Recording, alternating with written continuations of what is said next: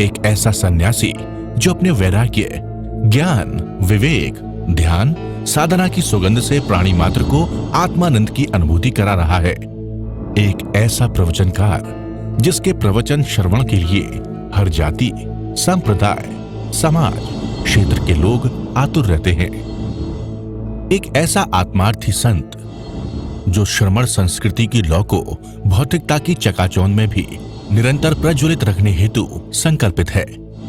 एक ऐसा आध्यात्म योगी जो अपनी ध्यान साधना के द्वारा पूरे विश्व को सुख, शांति, समृद्धि का मार्ग दिखा रहा है।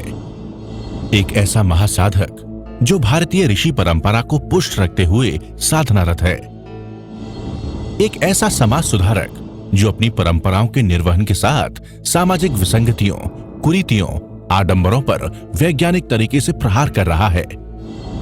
ऐसे महान व्यक्तित्व का नाम है आचार्य सम्राट पूज्य श्री शिव मुनि जी महाराज साहेब। शिव मैं देखूं साईं, मैं तो शिव मैं देखूं। आज का ये पावन दिवस जन्माष्टमी के नाम से जाना जाता है। भारत में नहीं, विश्व में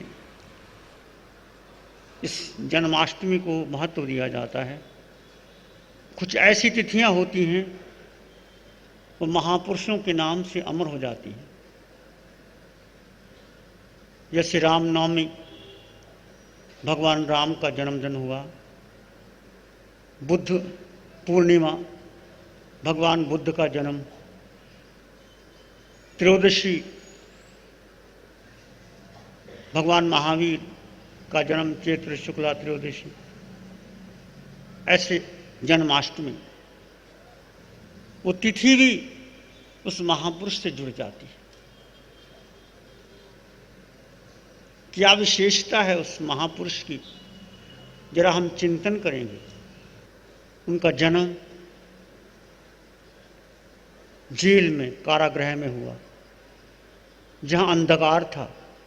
चारों ओर पहरेदार नंगी तलवार लेके खड़े थे कि जन्म होते ही मौत का वारंट लेके आए हैं कृष्ण। जन्म से ही उसको मारने की तैयारी है।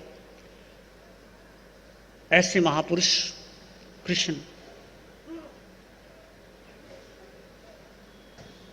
उनका जन्म कैसे होता है, ये महत्वपूर्ण प्रश्न है। और जैसे ही जन्म होता है,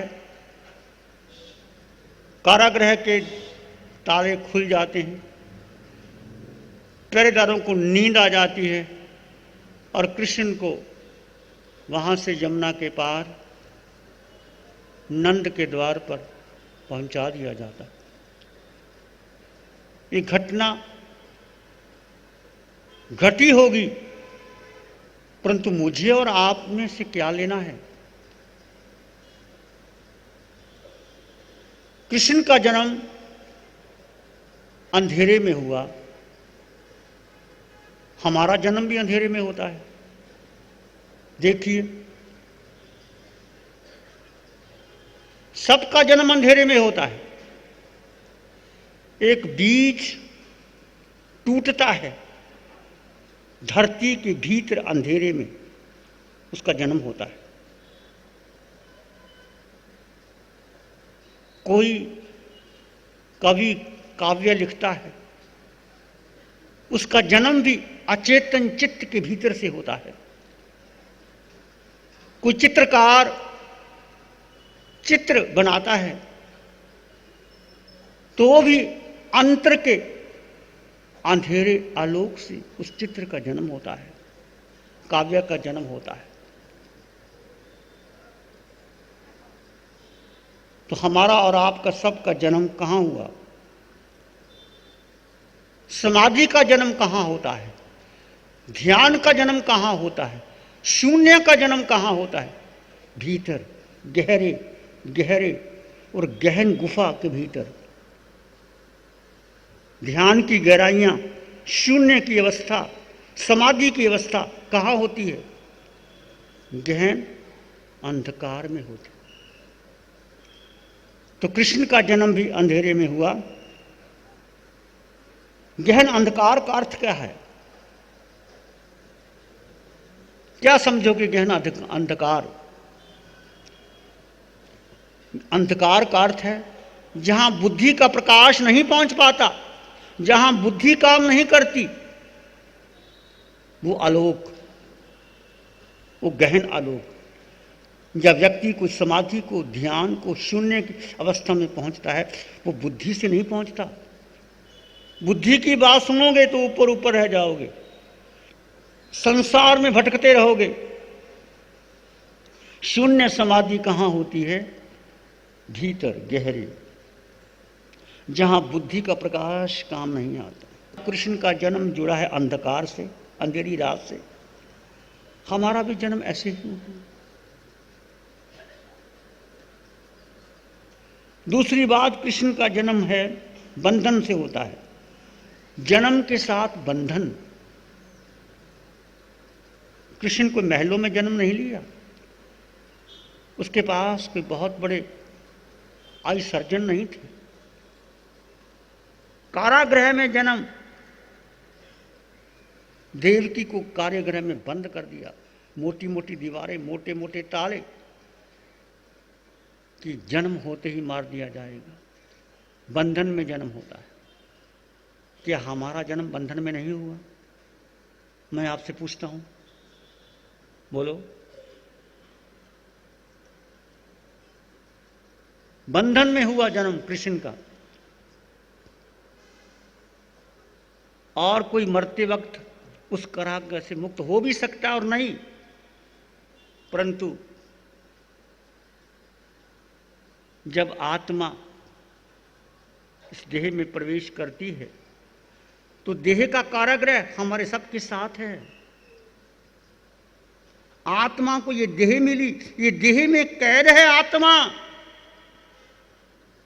विचार करना, चिंतन करना। इस देह में आत्मा कैद है, हम सब कैदी हैं, हम कैद में हैं। किसकी कैद में? इस शरीर रूपी कारागृह की कैद में। जब तक शरीर है तब तक मोक्ष नहीं मिल सकता। शरीर क्यों मिला? हमारी अपनी ही वासना से शरीर मिला और हम सब बंधन में हैं। कृष्ण मुक्त हो गए कारागृह से, ताले खुल गए। ये हमारी देह की आसक्ति कब टूटेगी? इस बात पर विचार करना। तीसरी बात, कृष्ण के जन्म के साथ मौत का डर है। कि कृष्ण का जन्म होगा, उसको क्या कर दिया जाएगा? मौत के घाट पर उतार दिया जाएगा। तो क्या मेरा और आपका जन्म के साथ मौत नहीं है? पूछो, है कि नहीं? मरने का डर, मारे जाने की धमकी किसको नहीं है? जन्म के साथ मरने की घटना संभावी है और जन्म के एक पल के बाद भी मृत्यु घटित हो सकती है। जन्म हुआ ना हो, जन्म के पहले ही मौत आ सकती है। कृष्ण के साथ चौथी बात, घटना और घटती है कि कृष्ण को जो मारने वाला वही मर जाता है। कंस कृष्ण को मारना चाहता था, द्वारपाल खड़े थे, परंतु कृष्ण तो अमर हो जाते, बच जाते हैं, और जो मारने वाला है वो मर जाता है। मौत पहले ही हमले में ले जाएगी, जीवन का पता नहीं, दरवाजे पर मौत सदा रहती है। परंतु कृष्ण ने, जो उनको मारने वाले पहले ही मर जाते हैं। पांचवी बात, कृष्ण का जो जीवन है मल्टी डायमेंशनल है। तुम एक प्रवाह से उसके जीवन को तोल नहीं सकते, माप नहीं सकते। बहुरंगी है जीवन। कृष्ण के पूरे जीवन में एक संघर्ष है, युद्ध की धमकी है। कृष्ण युद्ध नहीं चाहते थे, परंतु वो युद्ध से घबराए भी नहीं। आखिर दम तक कृष्ण चाहते थे समझौता हो जाए, चलो, दुर्योधन को कहा ये 5 पांडव है, 5 गांव दे दो, मैं मना लूंगा। आखिर तक कृष्ण ने प्रयास किया। दुर्योधन ने क्या बोला? कृष्ण को बोला तू तो गवाला है, गवाले को क्या पता राज्य कैसे किया जाता है, तू तो गाय चराना जानता है। राज्य लेना हो तो बाहुबल से लिया जाता है, किसी की बाहों में ताकत है तो युद्ध करे और जीत ले। और आगे कहा कि कृष्ण तुम 5 गांव की बात करते हो, मैं तो सुई की नोक जितनी जगह भी देना नहीं चाहता उनको। ये किसके वचन थे? दुर्योधन के। देखो कितना अहंकारी, कितना इगोइस्टिक, कितना कि सुई की नोक जितनी जगह में मैं नहीं दूंगा, युद्ध के लिए तैयार। फिर कृष्ण ने कहा ठीक है, युद्ध होगा, अब इसको कोई टाल नहीं सकता। कृष्ण घबराए नहीं और गीता का उपदेश भी युद्ध में दिया।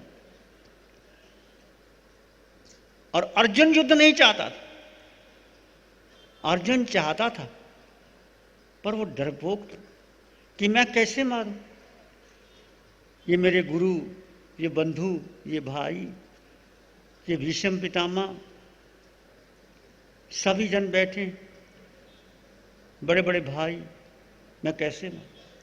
फिर कृष्ण ने अर्जुन को कहा तो अपने कर्तव्य का पालन कर।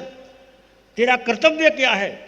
युद्ध के मैदान में तू खड़ा है और युद्ध के मैदान से भागेगा।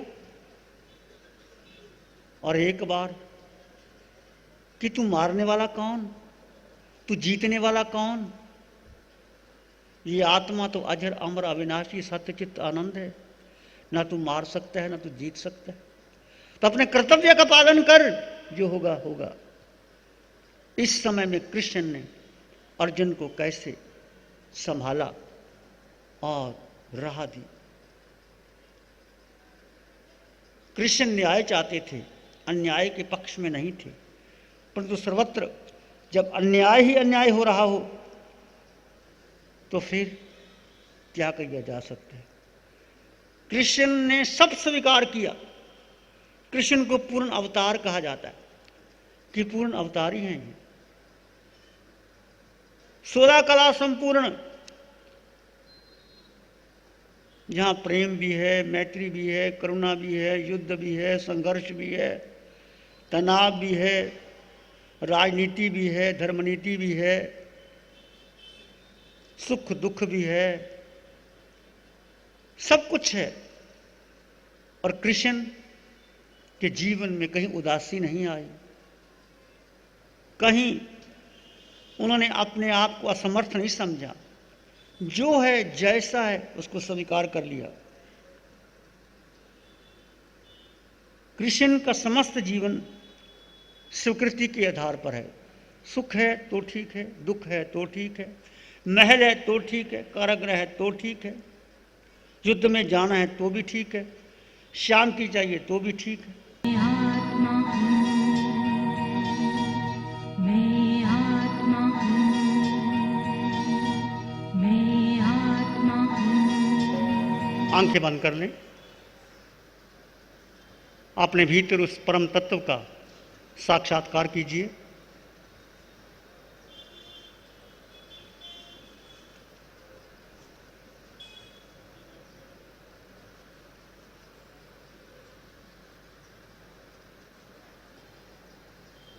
अपने भीतर गहरे चले जाएं,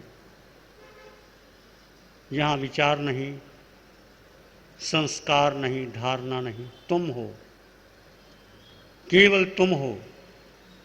तुम्हारा शुद्ध स्वरूप, तुम्हारा अपना होना, वहाँ शब्द भी नहीं है।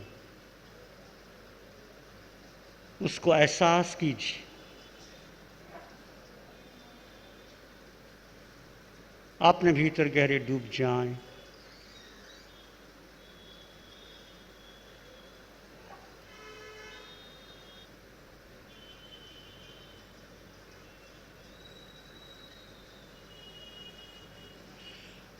एक शरण है धर्म की और शरण नहीं कोई।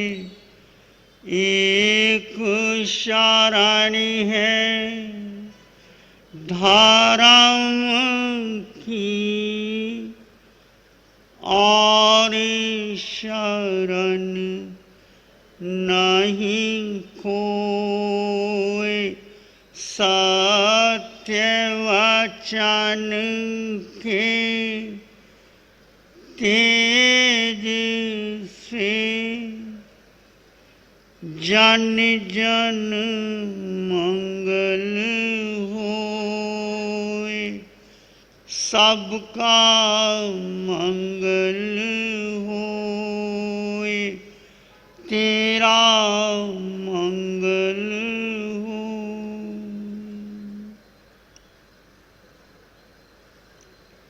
सबका भला हो, सबका मंगल हो, सबका शुभ हो। इसी में एक लंबा गहरा श्वास लें। अरिहंत परमात्मा के चरणों में अनंत कृतज्ञता ज्ञापित करें। एक और लंबा गहरा श्वास। अरिहंत परमात्मा के चरणों में नमन और वंदन। दोनों हाथों को आंखों पे ले जाएं। हल्का सा स्पर्श, धीरे से आंखें को। श्री चत्तारी मंगलम अरहंता मंगलम सिद्धा मंगलम साहु मंगलम केवली पाणत्तो धम्मो मंगलम। चत्तारी लोग उत्तमा, अरहंता लोग उत्तमा, सिद्धा लोग उत्तमा, साहु लोग उत्तमा, केवली पाणत्तो धम्मो लोग उत्तमो। चत्तारी शरणां भवजामि अरहन्ते शरणां भवजामि सिद्धे शरणां भवजामि साहु शरणां भवजामि केवली पाणत्तां धम्मां शरणां। चार शरण दुख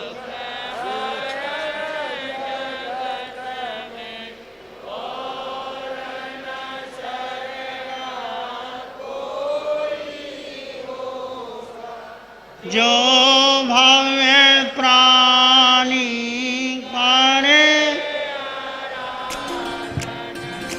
जैसे बारिश की रिमझिम बरसने लगी, ऐसे गुरुवर की वाणी भी झरने लगी।